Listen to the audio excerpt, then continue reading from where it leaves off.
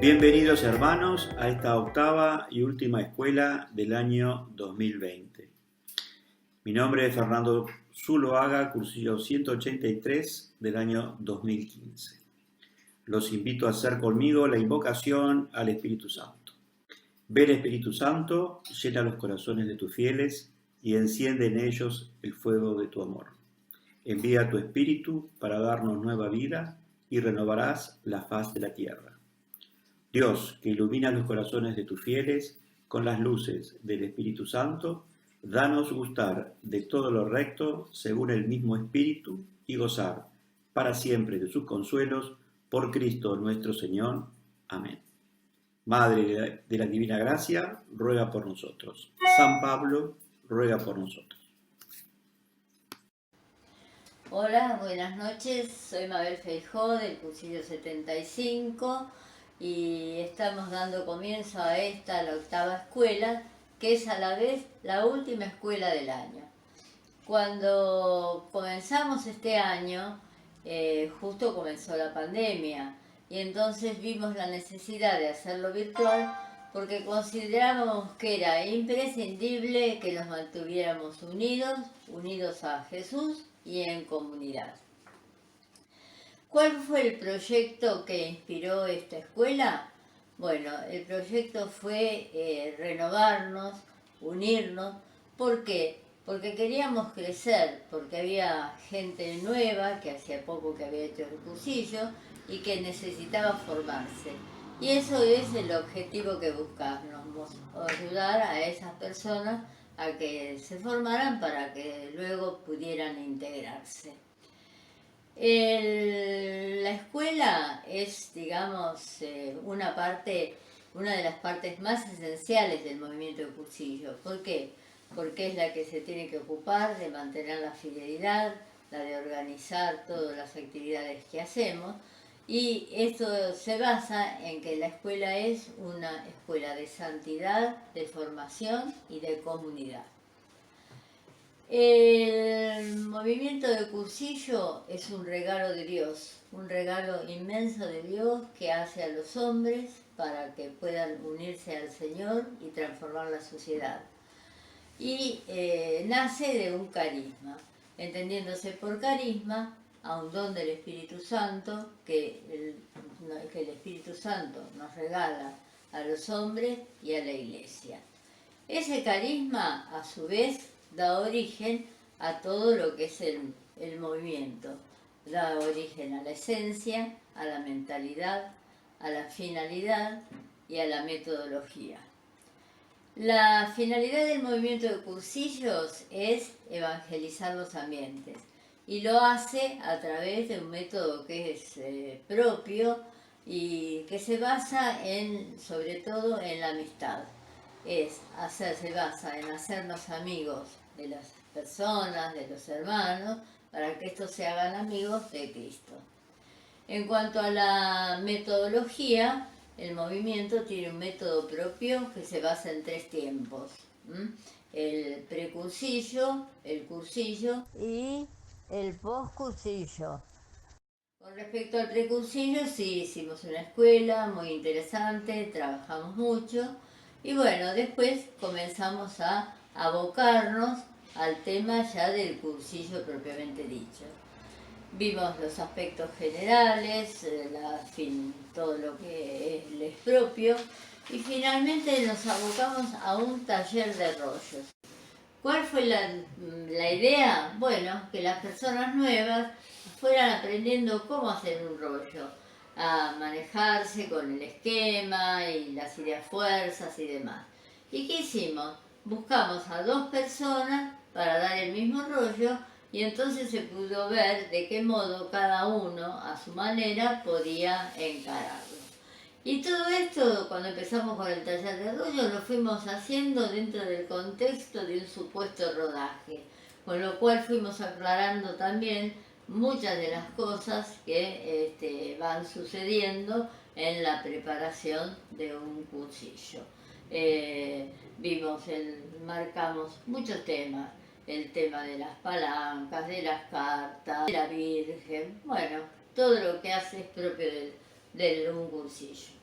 Y justamente en ese tiempo el secretariado, también con muy buen criterio, decidió hacer un curso de formación que llamamos QFODI, que fueron 8 charlas, donde fueron profundizando en mayor medida todos esos temas importantes del movimiento, que se complementaron muchísimo con lo que nosotros habíamos hecho, lo fuimos haciendo durante este año.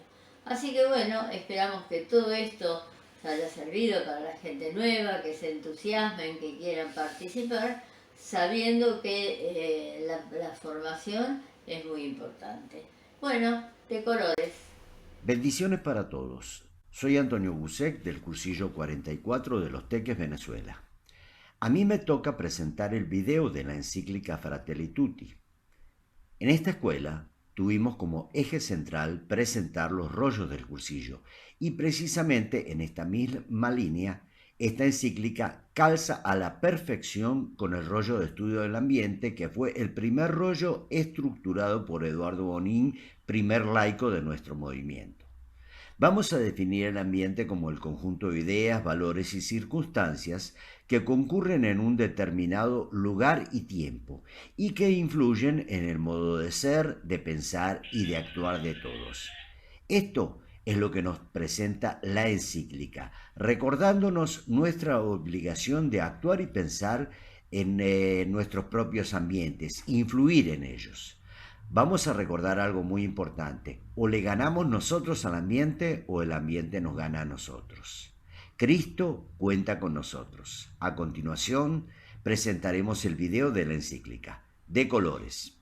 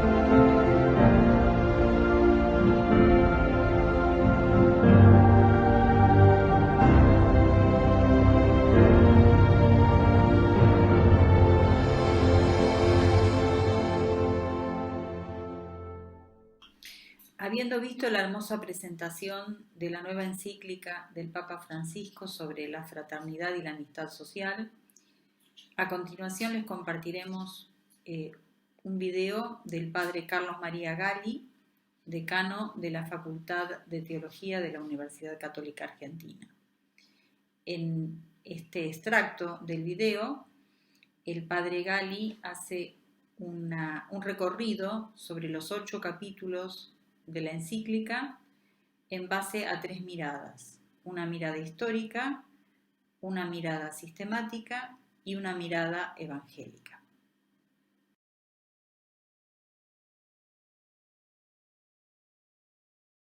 Bueno, muchas gracias por la invitación a participar de este panel. Estoy convencido, como los que me han precedido, que para conocer al Papa y más opinar hay que leer sus textos, dejarnos interpelar por lo que él es, dice y hace, y por lo tanto tenemos en esta encíclica una invitación a ir al corazón del Evangelio, porque fue Jesús el que dijo: tienen un solo Padre, tienen un solo Maestro, y todos ustedes son hermanos. Esa frase está recogida en aquellas cartas de San Francisco de Asís a sus hermanos, y luego recopiladas para todos los cristianos, varones y mujeres, en escritos espirituales de su último tiempo, de donde el Papa Francisco toma el título de la encíclica. Yo voy a hacer 3 miradas para abrir el horizonte que tan cordialmente, de un modo tan vivo, nos transmitió Elisabetta en el contexto inmediato de la promulgación de la encíclica y con testimonios acerca del ministerio petrino, o sea, del Papa Francisco, obispo de Roma. Las miradas son histórica, sistemática y evangélica. Evangélica se podría decir ética, porque tiene que ver con lo que hemos de hacer. Pero la ética cristiana es teologal, porque está centrada en la fe, la esperanza y el amor. Y en eso lo más importante es la caridad. Entonces, no es solo una ética de mínimos, sino la actitud evangélica del amor que atraviesa toda la encíclica. Estas son las 3 miradas. La histórica tiene varias dimensiones, solo las nombro.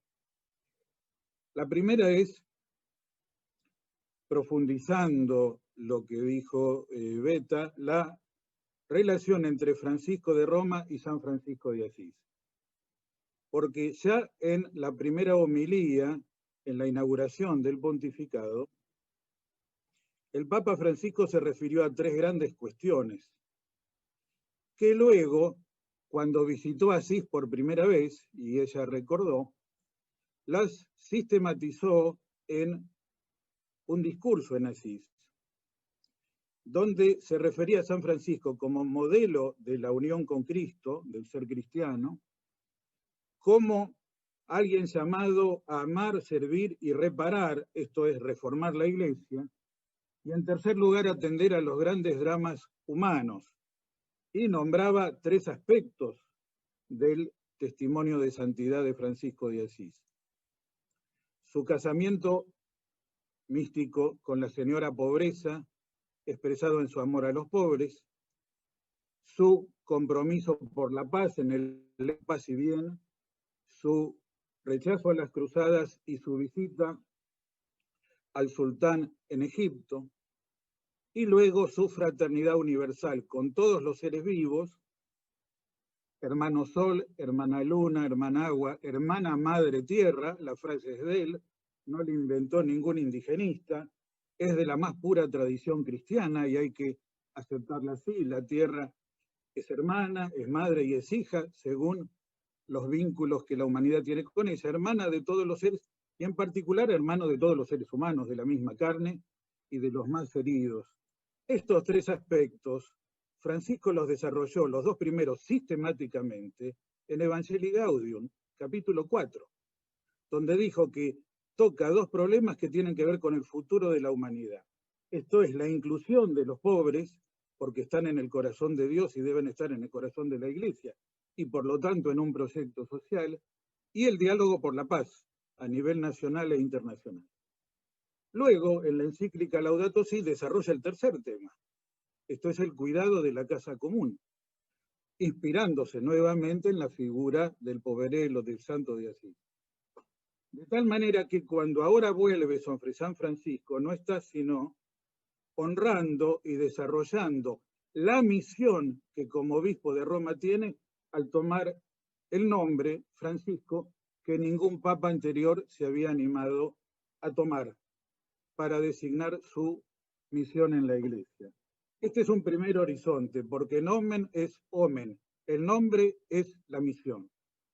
Lo segundo es que, como se dijo antes, en esta encíclica recapitula en buena medida los grandes temas de su pontificado y un conjunto de homilías, mensajes, discursos, cartas, textos. O sea, se ve la voluntad sistemática y sintética de dar un legado de doctrina social de la Iglesia. Él dice claramente, esta es una encíclica social. Como Laudato Si es una encíclica social. Esta no es solo la carta de la pandemia, aquella no era solo la carta verde. Los dos pertenecen a la doctrina social de la Iglesia. Por lo tanto, en tercer lugar, histórica, se relaciona, y creo que Ariel hará referencia en las cuestiones internacionales, al magisterio de los papas anteriores y del Concilio Vaticano II. Uno ve que cita permanentemente a Benedicto XVI, a Juan Pablo II, a Pablo VI y a Juan XXIII.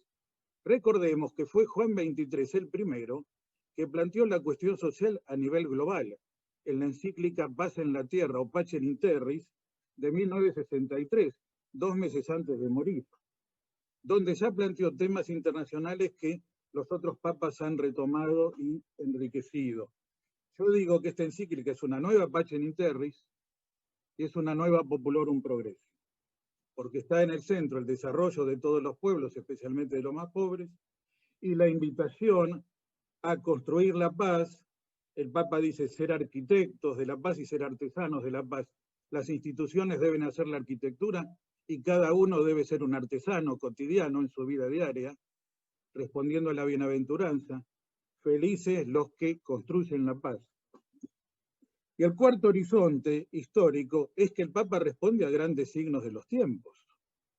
Y esto ya fue dicho por Elisabetta, de modo tal que no lo trato, por eso en el corazón de la encíclica están todos los seres humanos, los descartados, los migrantes, los que viven conflictos, los enemistados,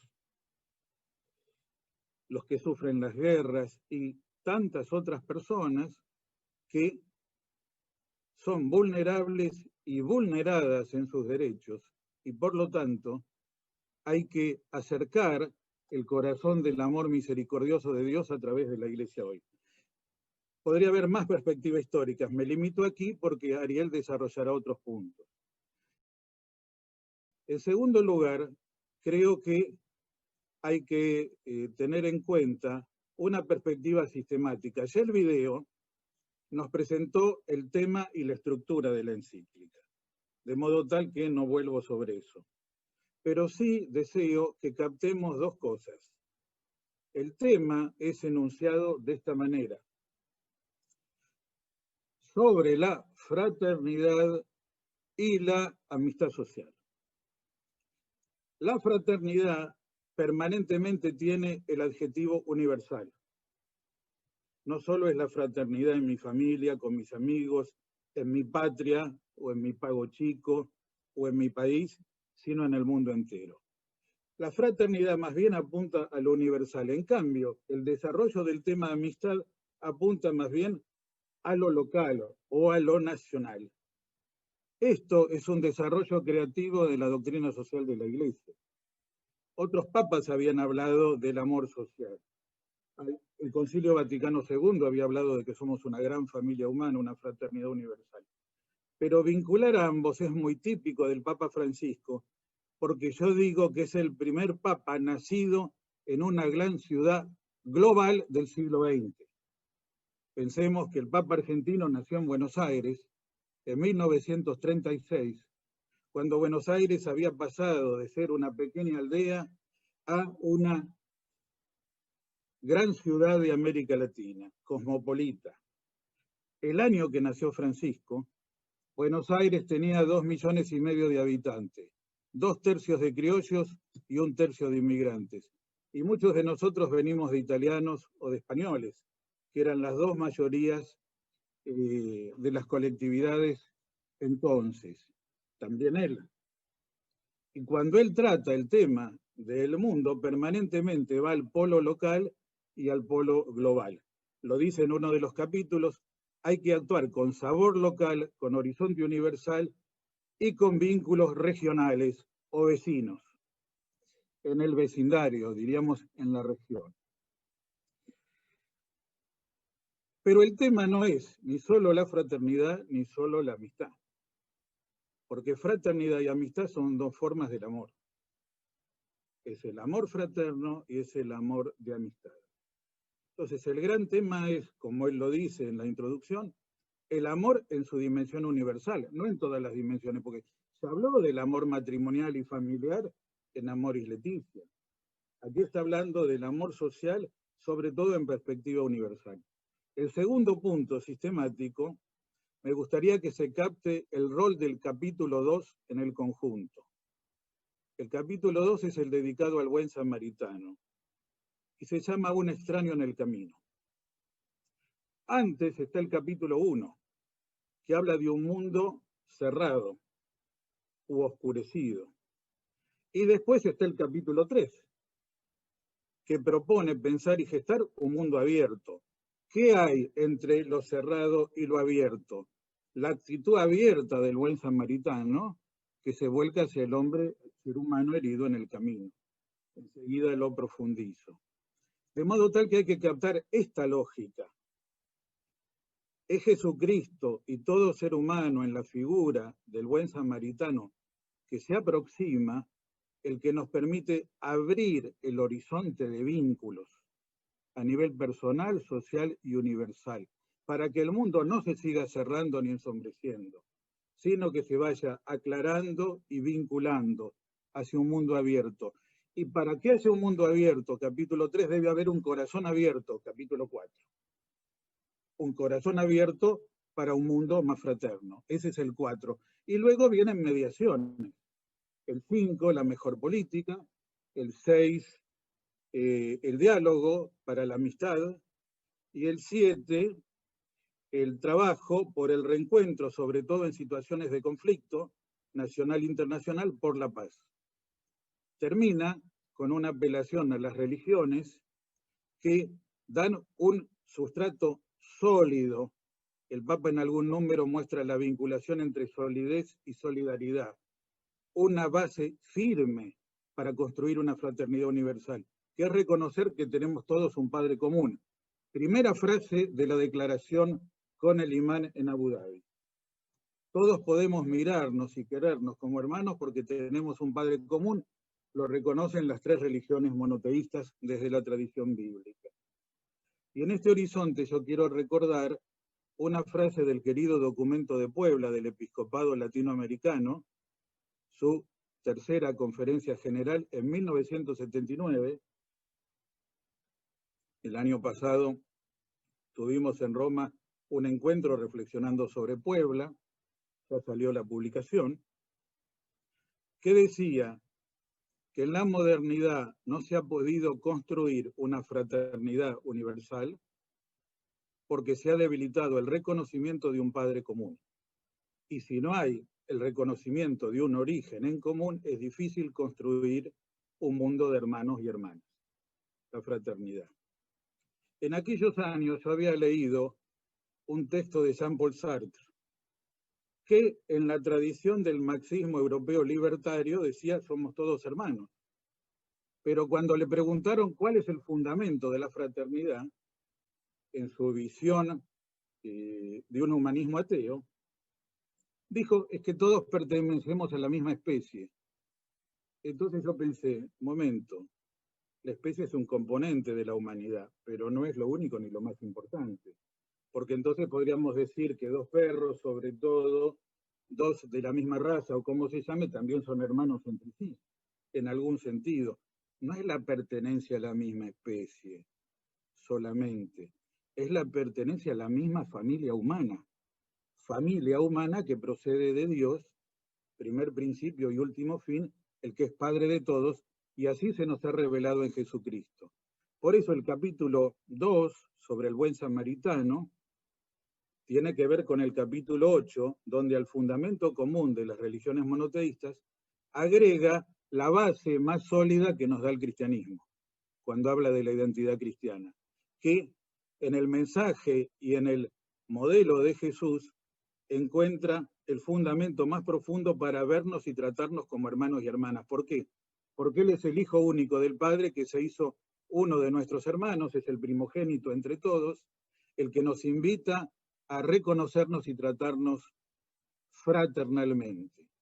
Por eso, frater no es una palabra que designe al hermano varón distinto de la hermana mujer. Frater en la tradición bíblica y cristiana quiere decir que todos estamos vinculados por un vínculo de fraternidad.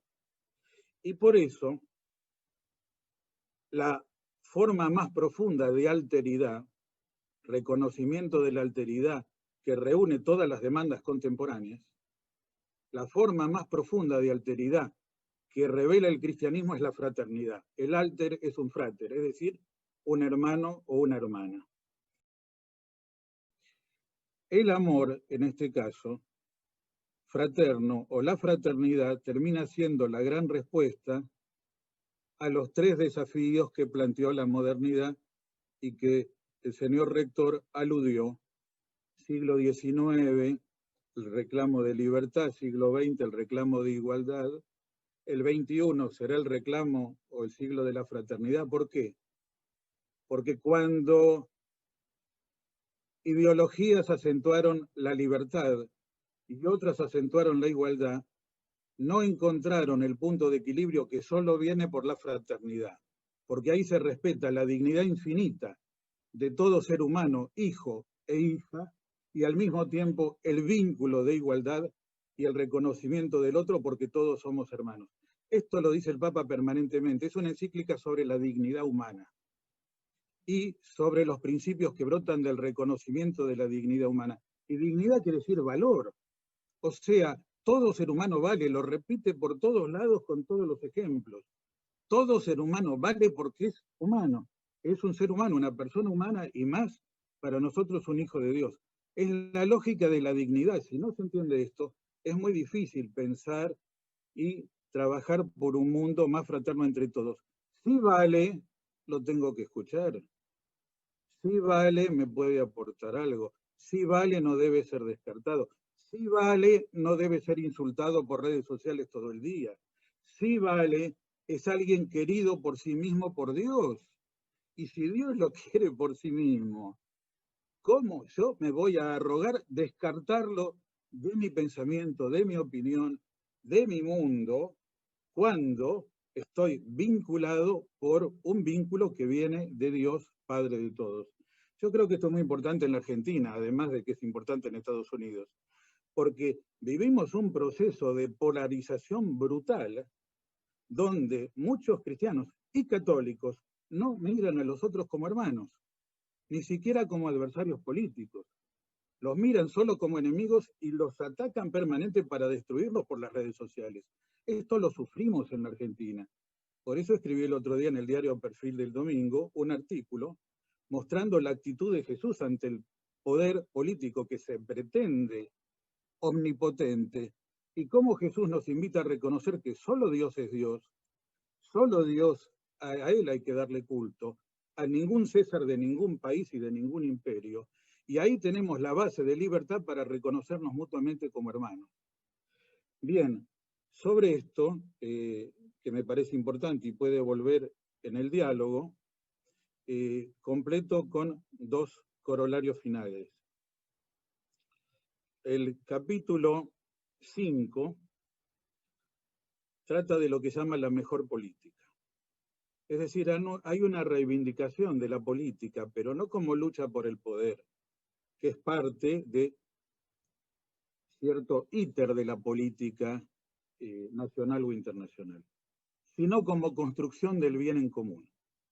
Y como construcción del bien de la comunión, habla que la comunión es un bien, no solamente que hay que trabajar por el bien común, frente a la puja brutal de intereses particulares, que también sufrimos en la Argentina, y que cuesta mucho lograr superar en una mirada común para el bien de todos, sobre todo en un país con un 50% de personas y más de chicos bajo el índice de la pobreza.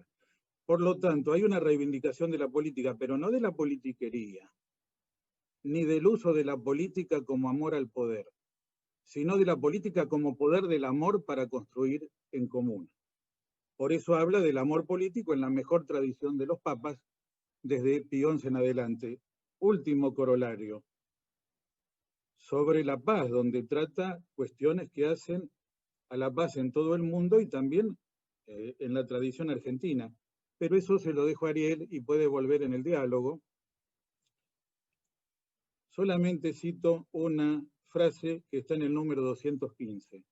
Cuando habla del encuentro, del gusto de encontrarse, yo digo, ¿es un gusto, una gracia encontrarse con otros que piensan distinto en la Argentina? ¿O está en la lógica de la desgracia y del disgusto?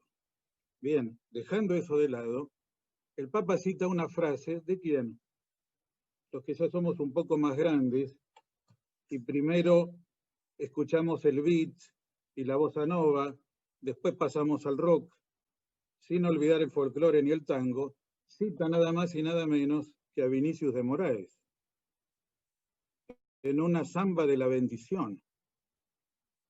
Uno dice, pero este Papa, a todos los que cita. Bueno, cita también santos, padres, teólogos y filósofos. ¿Qué es lo que cita de Vinicius de Moraes? Número 215 de la encíclica. Termino en los 20 justo. La vida es el arte del encuentro, aunque haya tanto desencuentro por la vida. Hay tantos desencuentros en el camino de la vida personal, familiar, nacional, internacional. Pero no perdamos de vista que la vida es el arte del encuentro. Aquí nos estamos encontrando mediados por la pantalla, nos vemos y nos oímos, pero estamos desafiados a hacer de la vida un arte de encontrarnos con los demás. Esa es la clave de la amistad social y de la fraternidad universal. Gracias. Buenas noches. Soy Mirjana Seljarevic, cursillo 44, Los Teques, Venezuela. A mí me toca presentar una breve reseña de los 7 ejes de fondo de la encíclica Fratelli Tutti, hecha por Monseñor Víctor Manuel Fernández, arzobispo de La Plata. ¿Qué mensaje podía dar Francisco al mundo que intenta salir de la tragedia causada por el coronavirus? El mensaje es refrescar el llamado al amor eterno. El amor a lo local solo es sano y fecundo si es abierto, si se deja enriquecer, si no se cierra a nuevos mestizajes. Francisco dedica un capítulo a la conversación social, los consensos, la gentileza, en orden a construir la amistad social, y otro capítulo al reencuentro. Aparece la cuestión de una adecuada comprensión de la propiedad privada, subordinada y sometida al principio superior del destino común de los bienes. Francisco jamás propone que las personas vivan de subsidios. Al contrario, su gran tema es el trabajo. Francisco ve la necesidad de rehabilitar una sana política. Fratelli Tutti se une a la ya muy conocida encíclica Laudato Si y forma con ella una dupla que permite entender el pensamiento social de Francisco. Seguidamente enumero los 7 ejes de la encíclica. Dinamismo universal del amor. Relación entre lo local y universal. Arquitectura y artesanía del encuentro. Dignidad del ser humano más allá de cualquier circunstancia. Destino común de los bienes. Derecho a la propia promoción a través del trabajo.